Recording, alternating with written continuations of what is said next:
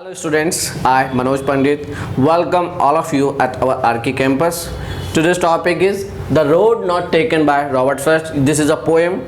हम इस पोएम के बारे में बात करेंगे, इसकी समरी के बारे में बात करेंगे कि इसमें क्या है इस पोएम में। बेसिकली इस पोएम में राइटर जो हमारे रॉबर्ट फ्रॉस्ट है वो एक अपनी जर्नी के बारे में, जो एक यात्रा के बारे में बता रहे हैं कि जब वो एक जंगल से जा रहे होते हैं और उस जंगल में उस जगह पहुंचते हैं कि जब रास्ता दो भागों में विभाजित हो जाता है, मतलब दो अलग अलग दिशाओं में जाता है, तो उस समय ये रास्ता जो है ये कुछ नहीं है। उन्होंने अपने जीवन के उन डिसीजंस से कंपेयर किया, मतलब मेटाफर किया है, नाम दिया है किसके नाम, रास्ते के नाम पे, लेकिन वो उस जीवन की सच्चाई को बताना चाहते हैं कि जो उन्होंने अपने जीवन में महसूस की, कि जो उन्होंने डिसीजंस लिए वो भले ही उनके जीवन में डिसीजन कैसे भी रहे हों, भले सही या गलत रहे हों, ये उसके बारे में थोड़ा सा पोएम के माध्यम से उन्होंने बताने का प्रयास किया है। तो अब मैं आपको लाइन बाय लाइन इस पोएम के बारे में बताऊंगा कि हर लाइन का क्या मतलब है। आओ हम बात करते हैं। तो इसमें लिखा है कि देखो, two roads diverge in a yellow would. तो सबसे पहले देखो दो रास्ते हैं, यहाँ दो लिखा है, दो रास्ते डाइवर्ज इन। देखो डाइवर्ज का मतलब क्या होता है, दो अलग अलग दिशाओं में जाना, दो अलग अलग दिशाओं में जाना। जब आपने देखा होगा जब कोई एक रास्ता, आप जब एक रास्ता दो भागों की तरफ जाता है, कभी एक लेफ्ट कभी एक, आपने देखा होगा कभी बाईपास पे जब पहुंचते तो एक रास्ता कहाँ दो तरफ जाता है, एक राइट एक लेफ्ट। तो डाइवर्ज का मतलब क्या था, दो भागों की तरफ, दो ओर जाना, दो साइड की तरफ जाना, डाइवर्ज का मतलब होता है। क्लियर हुई बात। इन अ येलो वुड, अब ये बात कहाँ की है, वो एक जंगल में थे और उस जंगल में कहाँ, उस जंगल, अब जंगल वुड माने, अब समझिएगा वुड माने वैसे लकड़ी होता है, लेकिन जब वुड एक अनकाउंटेबल नाउन है, जब लकड़ी की तरह यूज करेंगे, बट यहाँ काउंटेबल ए लगा हुआ है। तो जब ए लगा हुआ है तो ये हमारा क्या बन गया, ये हमारा काउंटेबल। काउंटेबल मतलब क्या होता है, जिसको गिना जा सके। अब यहाँ ये जंगल है, वुड माने क्या भैया, जंगल। याद रखना ये चीज, परेशान होने की आवश्यकता आपको नहीं है। अब वुड जंगल भी कैसा है, येलो। अब येलो का मतलब क्या होता है, अब समझिएगा। आपने देखा होगा जंगल येलो कब होगा, कि जब पतझड़ का मौसम होगा। पतझड़ कब, जब आपने देखा होगा उसके पत्ते गिरने लगते हैं, और पत्ते जब वो गिरते हैं तो कैसे होते हैं, उनका कलर पीला होता है। तो ये उस समय की बात वो बता रहे हैं कि जब वो पतझड़ का समय था, और पतझड़ के समय में जंगल वो कैसा लग रहा था, येलो लग रहा था, मतलब पीले कलर का जंगल उस समय लग रहा था। आई बात समझ में। तो अब वो जंगल में क्या हुआ, दो रास्ते की बात कर रहे हैं, उस पॉइंट की बात कर रहे हैं। अब वो आगे कहते हैं एंड, और एंड का मतलब और। सॉरी किस लिए, अब सॉरी का रीजन बताया, I could not travel both. देखो आई माने मैं, कुड माने नहीं कर सकता, ये पास्ट है, क्योंकि हम एक पोयम को हम नरेट कर रहे हैं तो प्रेजेंट में करते हैं। ये आई कुड नॉट मतलब सकना, कुड कैन का मतलब था सकना, तो ये पास्ट की बात है। आई कुड नॉट, मैं नहीं कर सका, क्या, ट्रेवल मतलब यात्रा करना। ट्रेवल का मतलब क्या होता है कि उसको हम नहीं जा सकते, क्या, बोथ मतलब मैं दोनों रास्ते पे, बोथ मतलब दोनों, ट्रेवल मतलब यात्रा, मैं दोनों रास्तों पर एक साथ यात्रा नहीं कर सकता हूं, तो इसके लिए वो सॉरी बोलते हैं। आई बात समझ में। अगली बात कहता है and be one traveller long I stood. अब जब आप दोनों रास्ते पे एक साथ नहीं जा सकते हैं तो आपको वहां इंतजार, आप देखो क्या कहते हैं, एक यात्री क्या करता है, फिर वहां सोचता है, विचारता है, वहां खड़ा होकर कि मैं इस रास्ते जाऊं या इस रास्ते जाऊं। तो उस समय के बारे में बता रहे हैं कि एक यात्री की तरह लॉन्ग आई स्टूड, और वो खड़े रहते हैं। जब तक, कब तक खड़े रहते हैं, उन्होंने आगे बताया है। और क्या करते हैं, वहां खड़े रहते हैं और look down one as far as I could. और वो क्या, लुक डाउन का मतलब होता है देखना। लुक डाउन किस पर, वो रास्तों की ओर देखते रहते हैं। कब तक, जहां तक, एज फार एज मतलब जहां तक वो देख सकते थे, जहां तक वो देख सकते थे। तो कहां तक देख सकते हैं, उन्होंने फिर अगली लाइन में बताया। अब इस बात समझ, look down one as far as मतलब जहां तक, एज फार एज जहां तक वो देख सकते थे, सकना आ गया है। देखो जहां तक, आई मतलब कौन है, कवि की बात कर रहे हैं, पोइट की बात कर रहे हैं। टू वेयर मतलब जहां, अब कहां तक देख सकते थे, उन्होंने बताया वेयर माने जहां तक, वेयर इट वो जो रास्ते हैं ना, जो रास्ते की बात कर रहे हैं, वेयर इट बेंट इन जहां तक वो रास्ते मुड़ते हैं। उन्होंने रास्तों को वहां तक देखा कि जहां तक वो रास्ते मुड़ते हैं, क्योंकि आपको पता है कि मुड़ने के बाद आप उन रास्ते को नहीं देख सकते, क्योंकि मुड़ने के बाद वो कहां आपको नहीं दिखाई देंगे। तो वो कहां तक देखते हैं, जहां तक इट बेंट। बेंट मतलब होता है भैया मुड़ना, बेंट मतलब क्या होता है, मुड़ना। बेंट इन कहां तक मुड़ते हैं, और देखो bent in the undergrowth. Undergrowth का मतलब होता है झाड़ियां। क्या होता है, झाड़ियां, कि वो जब कहां तक बेंड होते हैं और कहां बेंड का मतलब मुड़ना, कहां मुड़ जाते हैं, और वो झाड़ियों में जहां तक मतलब उन्हें अब आगे दिखाई नहीं देगा। जब एक बार तो रास्ता जब झाड़ियों में छुप जाता तो आपको दिखाई देगा, नहीं दिखाई देगा, तो वो वहां तक देखते हैं जहां तक वो रास्ते झाड़ियों तक मुड़ते हैं और वहां से आगे नहीं दिखाई दे रहे हैं। तो ये तो था हमारा फर्स्ट स्टेंजा, इसमें हमने लाइन बाय लाइन आपको समझाने का प्रयास किया। अब हम बात करते हैं अगले स्टेंजा की। वो कहता एंड टुक द अदर। अब वहां उन्होंने सोच लिया, विचार कर लिया भाई, देखने के बाद कि रास्ता कहां तक जाता, दोनों को बड़े आराम से देखा रास्तों को, फिर उन्होंने विचार किया कि एंड टुक द अदर, कि मैं क्या करूंगा, मैं दूसरे रास्ते पे जाऊंगा, पहले रास्ते में नहीं, अदर मतलब दूसरा, टुक द अदर, टुक मतलब टेक माने चुनना, लेना बेसिकली होता है, तो टुक द अदर, अब मैं दूसरे रास्ते को चुनूंगा या जाऊंगा, एज जस्ट एज, क्यों जाऊंगा, क्योंकि यही रास्ता जो मुझे अपनी, मेरे जो माइंड है, जो मेरी अंतरात्मा है, जो मेरा दिल क्या कहता है कि यही रास्ता मेरे लिए अभी ठीक है, क्योंकि जो मेरे पास वर्तमान हालात है, मुझे मेरी कंसाइज ने ये क्या कहा कि ये जो रास्ता है दूसरा वाला मेरे लिए ठीक है। वो आगे रीजन बताएगा क्यों ठीक है, कैसे ठीक है, अब बात करते हैं। एंड हैविंग, जब उन्होंने चुन लिया पहला तो उसने बताया क्या कहा, and having perhaps the better claim, और शायद इसी ने वो क्या कह रहे हैं कि यही मेरे लिए ठीक है, बेटर क्लेम मतलब अच्छा साबित करना कि यही मेरे लिए ठीक है, क्योंकि मेरे पास अब कोई ऑप्शन दूसरा है नहीं कि मैं इनको जज कर सकूं ये क्यों सही है कैसे। बस उन्होंने ये बताया कि जब ये फेयर है, फेयर माने मेरे लिए ठीक होना, जस्ट जैसे हालात है उसके अकॉर्डिंग उनके लिए ठीक लगा, तो उन्होंने शायद इसी को ही क्या किया, अच्छा माना अपने लिए कि ये मेरे लिए ठीक होगा। आगे का अब उसने रीजन बताया कि क्यों होगा, मैं आपको बता सकता हूं कि बिकॉज इट वाज ग्रासी। उन्होंने किसके आधार पे बताया, उन्होंने सोचा कि जो रास्ता है ना, जो रास्ता है कि दोनों के रास्ते में क्या है कि इट वॉज ग्रासी, जो रास्ते में क्या है, वो उस रास्ते को क्यों चुन रहे हैं कि वो उसमें घास उगी हुई है। घास उगने का मतलब आप समझते हैं कि उस रास्ते पर घास उगी हुई है, और घास उगने का मतलब है कि उसको वांटेड वियर का मतलब है लेस ट्रेवल्ड।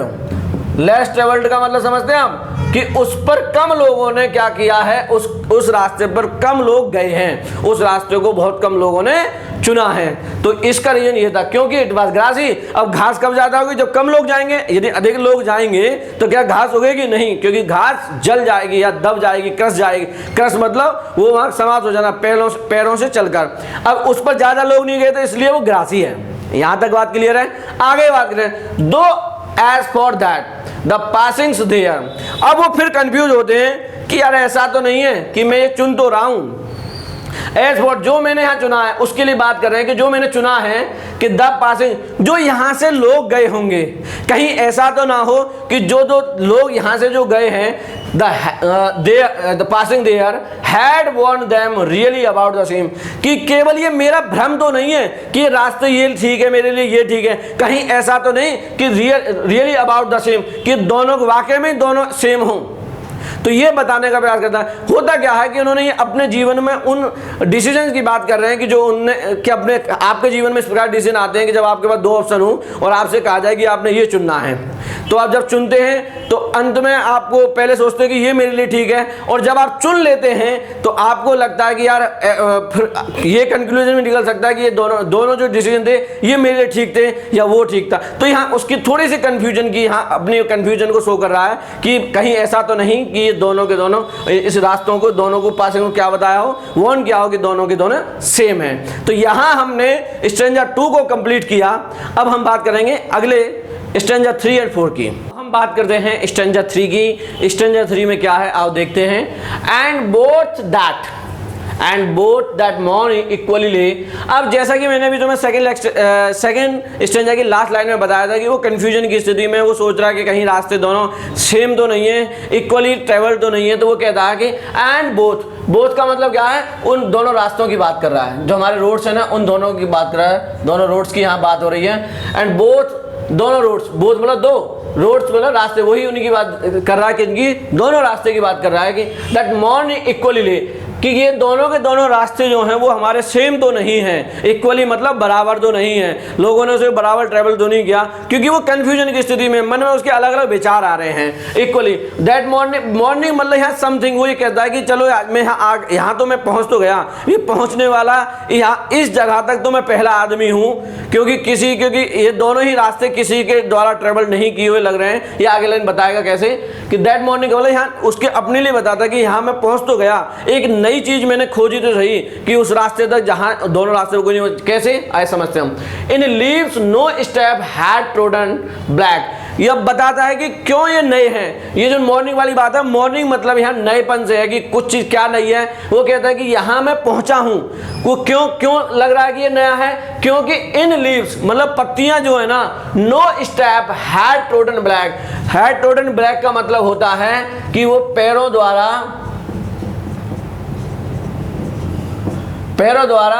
मतलब उन पे पैरों के माध्यम, पैरों के जो निशान है ना उनके माध्यम से, पैरों के द्वारा क्रश नहीं की गई है। मतलब वो पैरों के द्वारा, जब आप पैर से चलेंगे, हम वॉक करेंगे तो क्या हो जाएंगी, वो टूटेंगी। तो ऐसे कोई भी निशान उसे दोनों रास्ते पे नहीं दिखाई देते हैं, इसलिए वो यहाँ सोचता है कि ये दोनों ही रास्ते मेरे सेम है। लेकिन उसे क्या खुशी किस बात की है कि हाँ, कि मैं शायद उस रास्ते पे हूँ कि यहाँ कोई नहीं पहुंचा मुझसे पहले कि आज मैं यहाँ पहुंचा। तो ये मॉर्निंग को क्या बता रहा है, ये मॉर्निंग उस शब्द को बता रही है। मॉर्निंग का सुबह से मतलब कोई नहीं है, लेकिन एक नएपन से है कि हाँ मैं उस जगह पहुंचा हूँ। समझ में आया क्यों है नया, कि कोई भी जो दोनों रास्तों में पत्तियां लगी हुई हैं, जो पत्तियां बिछी हुई हैं, कि वो पैरों के द्वारा कुचली हुई नहीं है, वो टूटी हुई नहीं है, इसलिए उसे लग रहा है कि ये दोनों के दोनों सेम है, बराबर हैं। ओह, अब वो कहता है, अब वो डिसाइड कर लिया उसने कि अब ये नहीं है, तो आगे कहता है oh I kept the first for another day, क्योंकि अब उसने कौन सा रास्ता चुना था, दूसरा वाला रास्ता चुना था।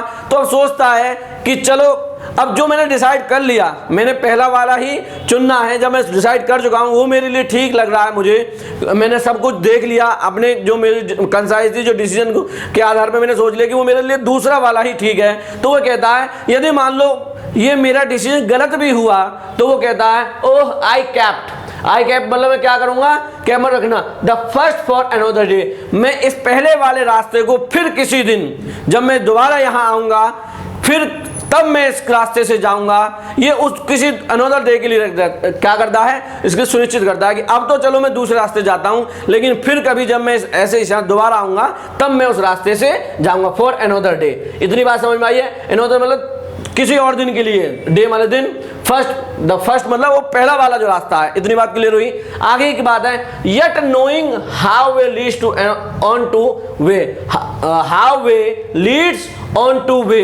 अब वो ये जानता है, देखो जब आदमी ऐसे दोहराई पे खड़ा होता है ना, उसका जो माइंड है ना वो अलग अलग क्वेश्चंस जनरेट करता है, कहीं ऐसा ना हो, कहीं ऐसा ना हो। ये आपके साथ भी हुआ होगा कि जब आपके पास दो ऑप्शन होंगे, और जब दो ऑप्शन होते तो आपको लगता है कि कहीं ये रास्ता मेरे लिए ज़्यादा बेटर है, या ये वाला, ये डिसीजन मुझे एक अच्छे मेरे करियर को ग्रोथ देगा, या ये वाला डिसीजन मेरे करियर को ग्रोथ देगा। और 12th के बाद हर स्टूडेंट को यही सेम कंडीशन या यही सेम फेस हर किसी को फेस करना पड़ता है, सामना करना पड़ता है, इस जैसे ये आज कभी जो महसूस कर रहा है। तो क्यों, उसने अपने आप को समझा लिया कि चल कोई नहीं, अब तो मैंने डिसाइड कर लिया, तो मैं किसी और दिन जाऊंगा। लेकिन वो ये जानता है, यहाँ कह रहा है येट नोइंग, ये जानते हो, भली बात ये जानता है कि how way leads on to वे, कि एक रास्ता कभी भी, ये जरूरी नहीं है कि एक रास्ता दूसरे रास्ते के उसी पॉइंट में जाके मिले, मतलब दोनों एक ही, जो दोनों रास्ते हैं शायद ही वो एक पॉइंट पे जाकर मिले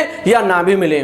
मतलब वो अपने आप को समझा रहा है, वो जानता है कि वो शायद दोबारा इस जंगल में कभी नहीं आएगा, और यदि आ भी गया तो क्या दोनों रास्ते एक ही पॉइंट पे जाके मिलेंगे। तो बेसिकली अपने आपके डिसीजन से कह रहा है कि जो आपने डिसीजन लिया है कि क्या दोनों डिसीजंस का, दोनों का आउटकम जो रिजल्ट है क्या वो सेम हो सकता है, हो भी सकता है, नहीं भी, बट आप नहीं जानते इस बात को।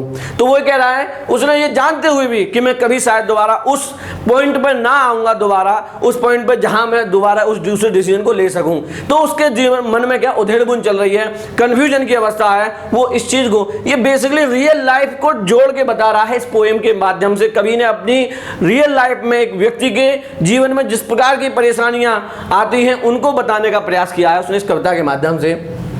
I doubt if I should ever come back. वही कहा कि ये जानते हुए भी कि मुझे कुछ नहीं पता कि ये रास्ते कहाँ मिलेंगे कहाँ नहीं मिलेंगे, क्या मुझे डाउटेड, आई डाउट मतलब उसे शक है, क्या है, शंका है, मन में उसके बहुत सारे विचार आ रहे हैं। If I should ever come back, कि क्या मैं फिर से दोबारा से उसी पॉइंट पे पहुंच पाऊंगा कि जहां आज जो मैंने जिस पॉइंट से मैंने अपना वो डिसीजन लिया है, उसके मन में मैंने कहा था ना कि उधेड़ बुन चल रही है, वो श्योर नहीं है, कंफ्यूजन की अवस्था है। तो वही कि इफ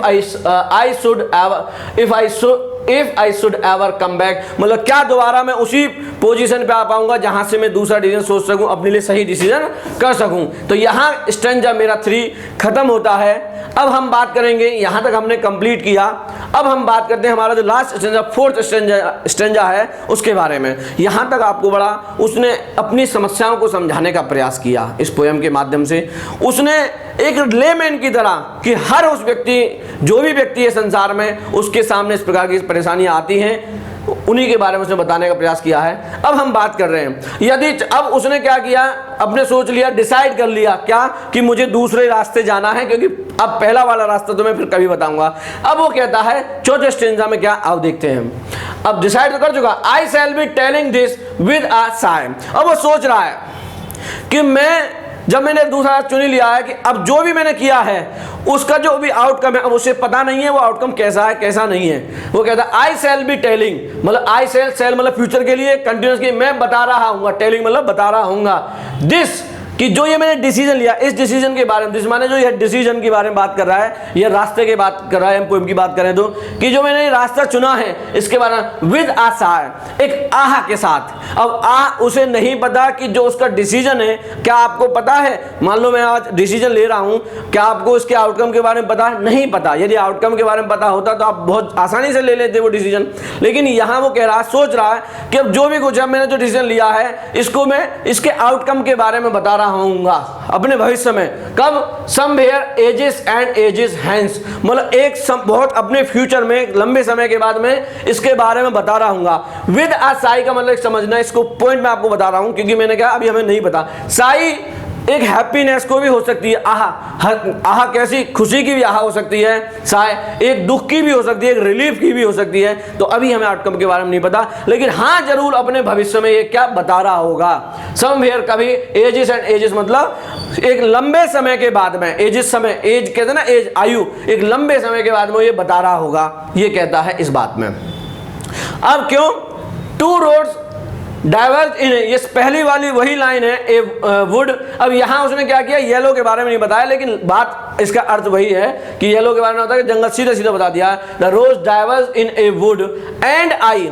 अब ये कहता है कि अब मैं बता तो रहूंगा, अब डिसीजन कैसा कैसा नहीं होगा, कौन सा, कि द रोड, मैंने रास्ता कौन सा, जो हम उस अपनी पहली लाइन के बारे में बता रहा है क्या, कि जो 2 रास्ते उस जंगल से आते थे उनके बारे में, कि एंड आई, आई यहाँ एम्फेसाइज करता है, 2 बार आई है, I dash, I took one less travelled by, कि जो मैंने डिसीजन लिया, I took the one less travelled by, मैंने वन मतलब मैं उस रास्ते की बात कर रहा है जो कि लेस ट्रेवल्ड है। लेस ट्रेवल्ड मतलब जो कम लोगों के द्वारा फॉलो किया गया, मतलब जो कम लोगों के द्वारा चुना गया रास्ता, कि मैंने वो रास्ता चुना अपने जीवन में। हो सकता है कि मुझे दूसरा रास्ता चुनना चाहिए था जो बहुत सारे लोगों ने कराया था, तो वो ये इस बारे में बता रहा है, लेकिन अब जो भी है अब तो मैंने चुन लिया।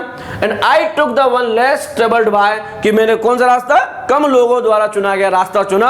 अगली लाइन में कहता है and that has made all the difference, और यही जो डिसीजन है आपके मेरे जीवन को उसने क्या किया, इसी ने अंतर मेरे जीवन में बहुत बड़ा अंतर क्रिएट किया। चाहे ये मेरा जो डिसीजन है, मैं चाहे ये अच्छा भी हो चाहे मेरे लिए बुरा हो, लेकिन इस अंतर ने मेरे जीवन को बहुत बदल दिया। जो मेरे डिसीजन है उसने मेरी लाइफ में क्या बहुत बड़ा अंतर पैदा किया है। ये क्या ना, has made all the difference, सारे चेंज, डिफरेंस मतलब अंतर की बात करें कि कौन कौन से अंतर आए उसकी सोच का।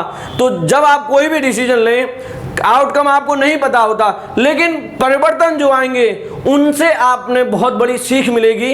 यही इस पोयम के माध्यम से कवि ने बताने का प्रयास किया है डिसीजन कुछ भी हो, लेकिन उसका रिजल्ट चाहे अच्छा हो चाहे बुरा हो, लेकिन आपको सीखने के लिए बहुत मिलता है। यही बात हमारे इस कवि के माध्यम से की गई है। तो यहाँ हमारी ये पोयम का जो एक समरी खत्म होती है, जो मैंने आपको बताने का प्रयास किया है। आई होप कि आपको सारी पोयम वन जो मैंने बताने का प्रयास लाइन बाय लाइन आपको समझ में आई होगी। इन्हीं शब्दों के साथ मैं अपनी वाणी को खत्म करता हूँ।